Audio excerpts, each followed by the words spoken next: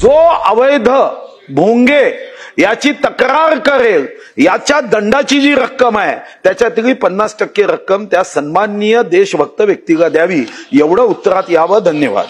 अध्यक्ष महोदय, मी कलियुगातच उत्तर देतो.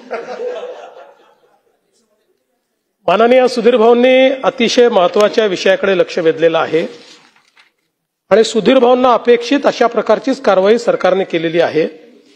सुधीर भाऊ, आतापर्यंत 3367 धार्मिक स्थळांवरचे भोंगे आपण हटवलेले आहेत आणि याच्यामध्ये मुंबईचा विचार केला तर मुंबईमध्ये 1608 धार्मिक स्थळांवरचे भोंगे आपण हटवले आहेत, ज्यामध्ये 1149 मशिदी आहेत, 48 मंदिरं आहेत, 10 चर्च आहेत, 4 गुरुद्वारा आहेत आणि 147 इतर अशा प्रकारच्या एस्टॅब्लिशमेंट आहेत. आता या क्षणी मुंबईतल्या एकाही धार्मिक स्थळावर भोंगा नाही, एकही नाही.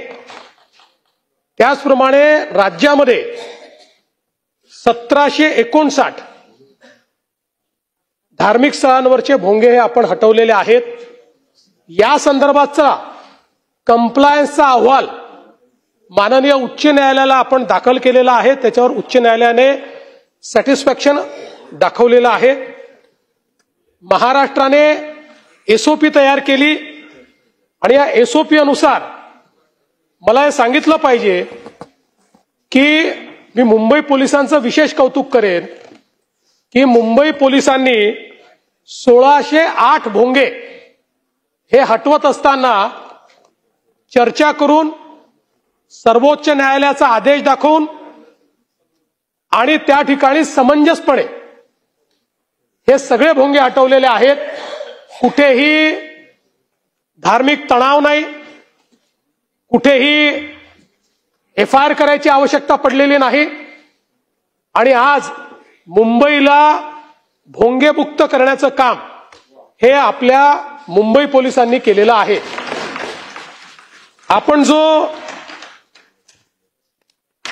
दुसरा मुद्दा या ठिकाणी सांगितला की एसओपीची अंमलबजावणी करण्याच्या संदर्भात, तर निश्चितपणे ती अंमलबजावणी तर चाललेलीच आहे.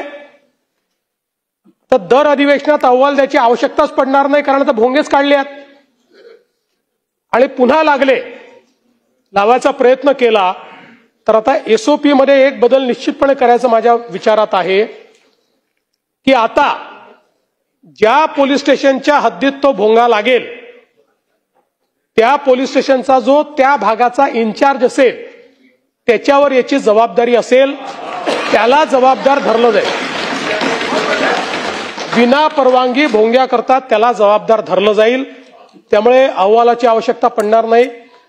आणि आपण जे सांगितलं की तक्रार करता समजा जर त्या ठिकाणी काय दंड आला, जर काही दंड आला तर त्यातला 50% दंड हा तक्रार कर्त्याला द्यायचा.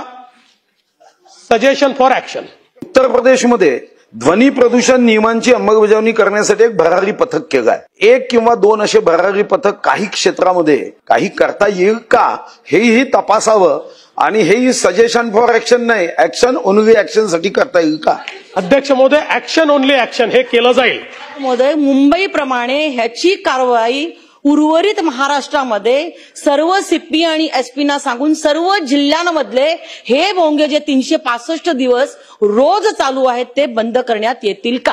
होय अध्यक्ष महोदय, उर्वरित महाराष्ट्रातही 1759 भोंगे बंद करण्यात आले आहेत. अजून कुठले भोंगे बाकी असतील तेही भोंगे बंद करण्यात येतील. आपण आता प्रयत्न हा करतोय की सामंजस्याने लोकांशी चर्चा करून त्यांना समजवून त्यांच्याकडनं कायद्याचं पालन करून घ्यायचं. त्यात चांगलं सहकार्य मिळत आहे. पण जर कोणी सहकार्य देणार नाही तर मग कायद्याचा बळगा देखील दाखवण्यात येईल.